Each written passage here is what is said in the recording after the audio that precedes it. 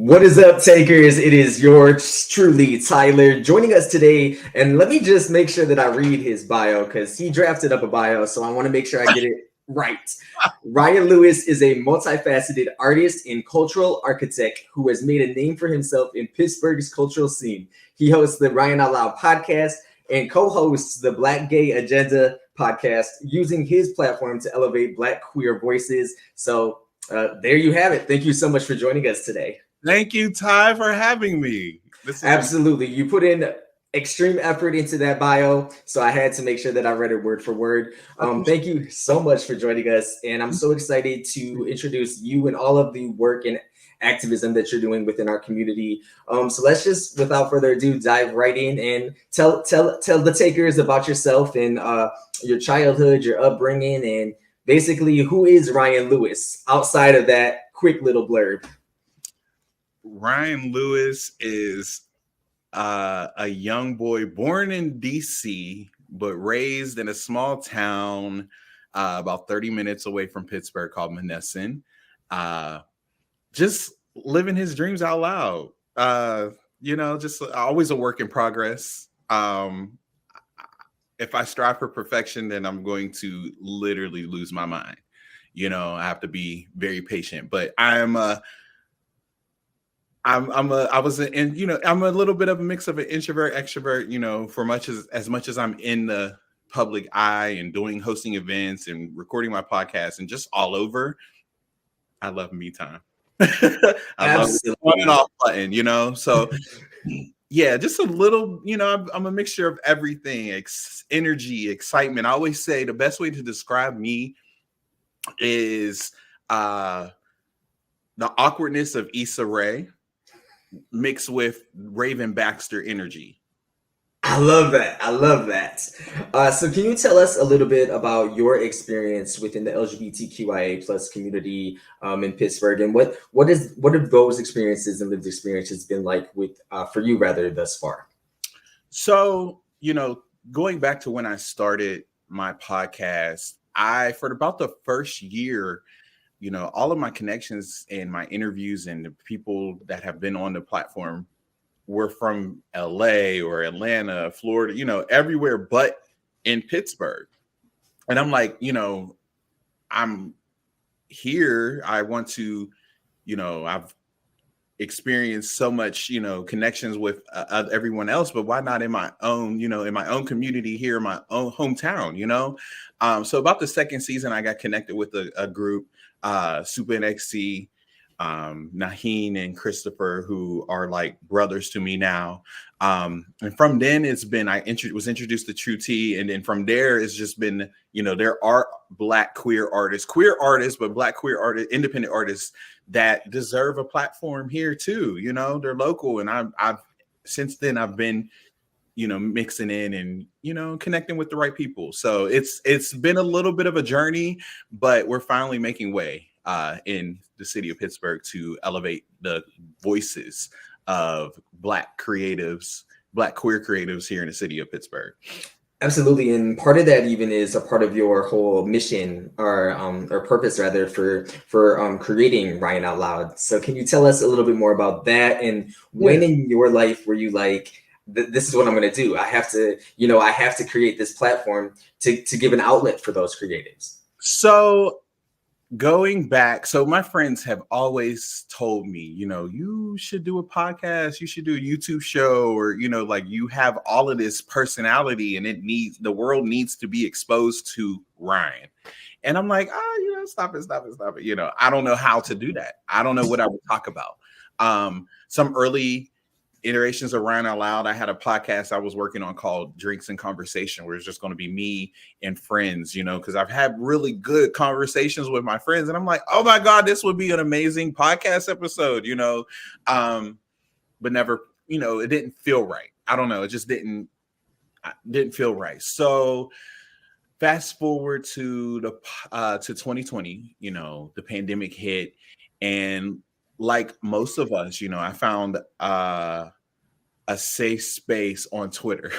As You know, it could be very chaotic. We know how that goes. Twitter. And now we can like things and It's the likes are private. So whoa. Scary. I like to look through the likes to see if I want to follow. No.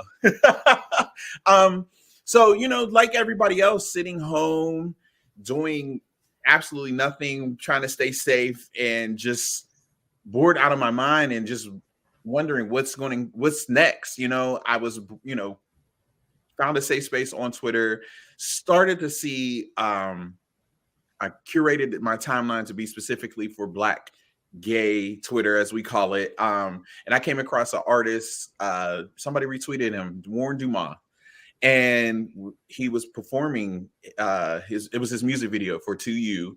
And I was like, you know, okay, there's more. I need to find more of these artists. I was like, he's Black, queer, and independent artist, and I want to talk to him. I want to talk to people like him.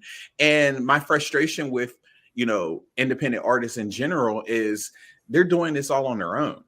You know, they're funding them, you know, their music videos, their recording time, all on their own.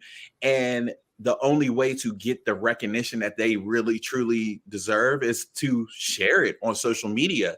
And, you know, major labels are seeing that, and they're stealing that, and it's not right, because they didn't think of it. It's not, you know, it's not them. They stole it from somebody else. So, you know, the first season of Rian Out Loud was very I call it a trial error. It was more of just me venting, just trying to find some solace, some safeness in this chaoticness. I was very sick at the time before COVID, in and out of the hospital, and I turned 30 at the time. So it was just a way for me to escape reality.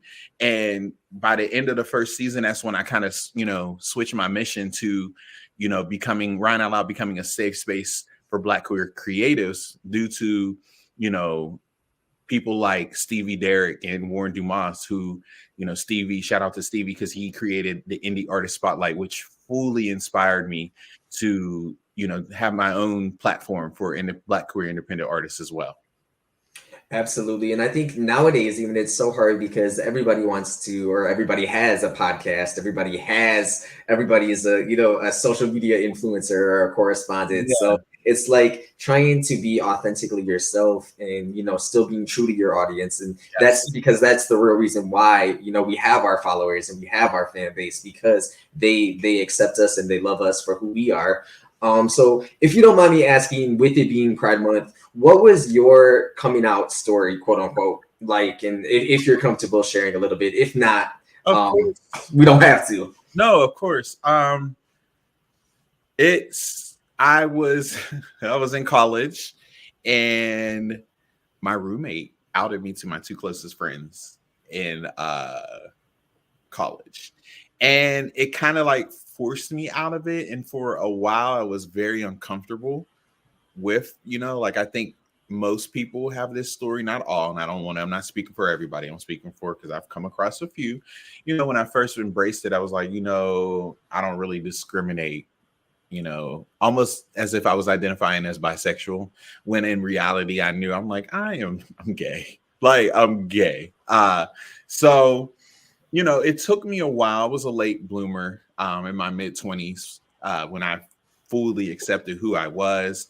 My mom says, she's like, I'm your mother. I knew. She took me on a trip to Jamaica a few months before my 30th. It was a 30th birthday present, and we were drunk. Okay, that's my bestie. That's my ace. So me and my mom are very close. But she says to me, she's like, you know, I love you.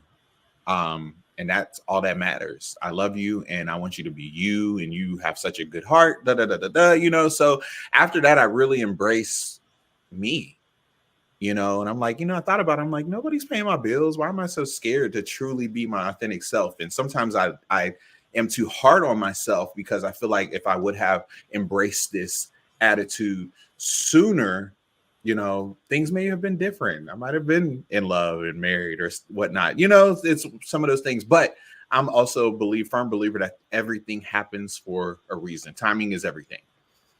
Absolutely. And so I do want to talk a little bit more about Ryan Out Loud. Yes. And what can we expect for the new season? I know that's going to be dropping in the fall, right? Yes. Yes. And also, you had posted on Facebook because your boy does his research, and I love that. you said that this past season hasn't been your best. So what made you say that, and what can we expect for the upcoming season? So I was very inconsistent. Okay. I had a lot of I had some personal things that were kind to taking me into a different mindset. What I envisioned for season 6, it didn't pan out. And I was kind of hard on myself about that. And I let a lot of personal things consume me. I also work a lot. I work in a nonprofit field. And it can be very, very overwhelming. Fun. I love my job, what I do professionally, my 9 to 5, but it was just a little time consuming, and I was just trying to do too many things. And the week I would release, I didn't have a guest, or I would, just scrambling, and it wasn't me. It wasn't me. It didn't feel like me. I listened back to seasons of earlier episodes, and it just was not my best. And I can admit that. I'm very, honest. The support has been real.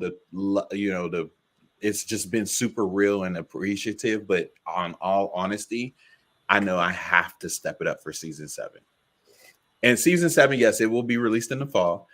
And I'm going to do some different things. I will be teasing through the off season, where I will be, popping in. I'm trying to be a little bit more visible and on the social media platform. So maybe popping in, doing lives, merchandise might be coming. Let's see. YouTube show might be coming. A lot of different interactions with other, organizations and other podcasts, hopefully down the line. So Coming soon, coming soon. absolutely. Yes, So we're super excited to see what's next for the podcast. thank you. Speaking of collaborations and partnerships, can you tell us a little bit more about True T PGH? Correct, Yes. I said that right? Yes. And tell us a little bit more about that partnership and collaboration, and what's really behind their mission and initiative. True Tea is, they are a creative, they are a nonprofit here in Pittsburgh where they celebrate the arts, the creativeness and creatives through music and voguing, and, but also spreading awareness about HIV and, STDs awareness. And they help find shelter for those who have been misplaced from their homes, for the LGBT, community in Pittsburgh. And I, shout out to Naheen and Des and Julian. They have been such a big supporter of Ryan Out Loud. They've been on Ryan Out Loud before individually. Naheen wears many hats. He's an artist as well, and he's a creative and a business owner, and he's just been so supportive with me as a friend, me as a professional, me as a podcaster, me as a MC. This podcast, Ryan Out Loud, has blossomed into things I can't even imagine. With me hosting events, like I get booked to host events now. So it's like it's become bigger than me, and I am truly grateful for this partnership. What's happening? I signed a 1-year residency, which I will now, since I'm doing the off season, I have a little bit more control over my schedule. I will be, going to organizations and doing reels and just talking to other LGBTQ organizations and popping in, and also artist shorts that will be coming soon during the off season of Ryan Out Loud to kind of keep the flow, like, hey, I'm still here, so that will all be through True Tea. And eventually I will be doing, my plan is to do a showcase here in the city of Pittsburgh with a lot of Black queer independent artists. It's going to be called Ryan Out Loud, Black, Queer, and Talented. So you got an exclusive that'll be in the fall. So, but yeah, that's happening. Also, wow, I can't forget, I am launching my own drink in July. Yes, it hasn't been. It's coming soon. It's coming. More information is coming soon. Fun fact. I love brunch. I love a mimosa.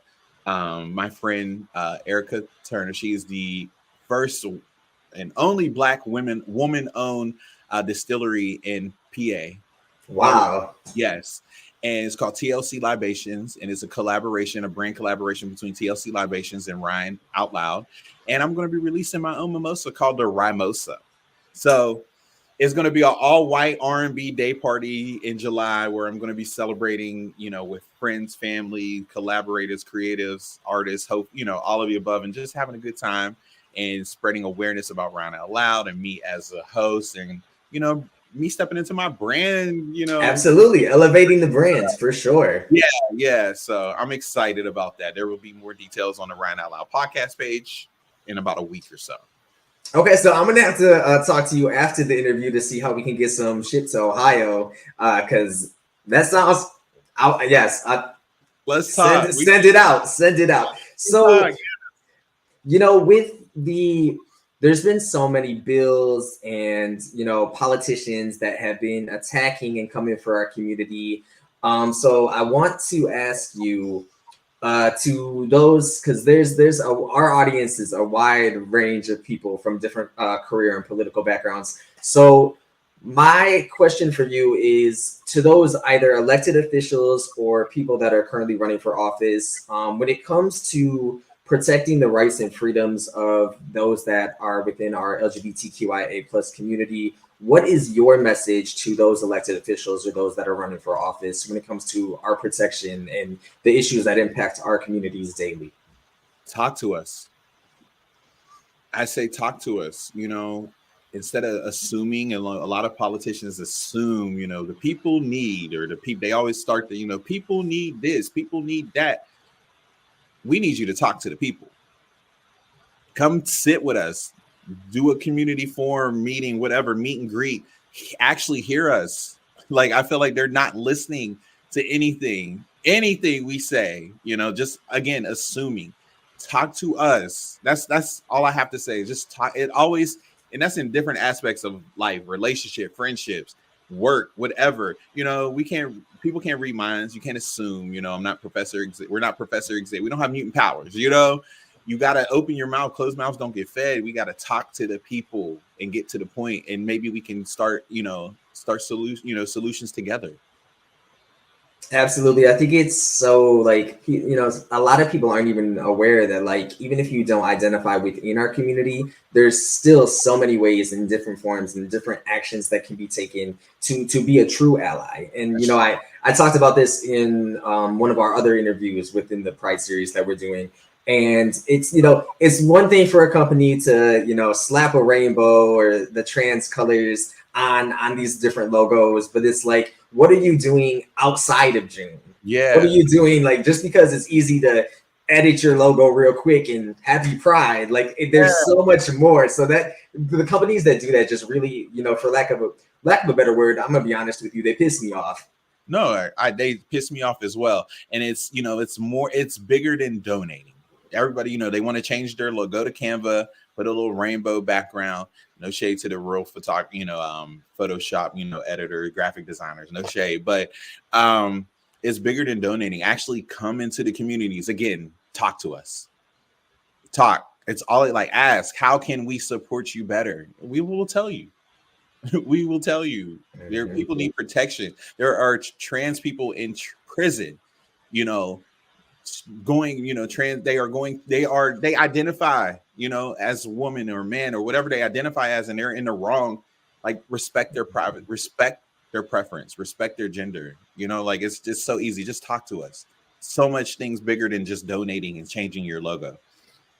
Absolutely. And now before we get out of here, I do want to also ask you, what advice would you give to someone out there that may be struggling to live their authentic selves, or maybe battling that fear of coming out to their loved ones? And what advice or words of inspiration? I'm all big about promoting positivity and manifesting different things. What would Rian-Louis say to them? I would say it's about you. It's about you. It is people are going to think what they want to think. They're going to say what they want to say. You have to have thick skin, regardless. But you will find your people. If you like, you will find your people. You will build your friendships, friends become family. If your family wouldn't, don't accept you, but just be your authentic, be yourself, live your truth, and everything will follow in circle of life, almost like the Lion King. A circle, it will flow in motion. You will find your people. You will create your own memories, but just be yourself. Just be yourself and live your truth. But don't get forced like I was. If you're not comfortable, take your time. Take your time. I feel like I am very big on, taking your time. If you're not ready to come out, that's okay. Nobody's forcing you. I had a friend that knew for the longest and really kept, I would never out you, when completely up to you, so just take your time. Take your time. Absolutely. Ryan, thank you so much for joining us today. I am so excited for your beverage release. I'm so excited for the next season of the podcast. We'll be sure to also put all of your social media links in the description, in the caption.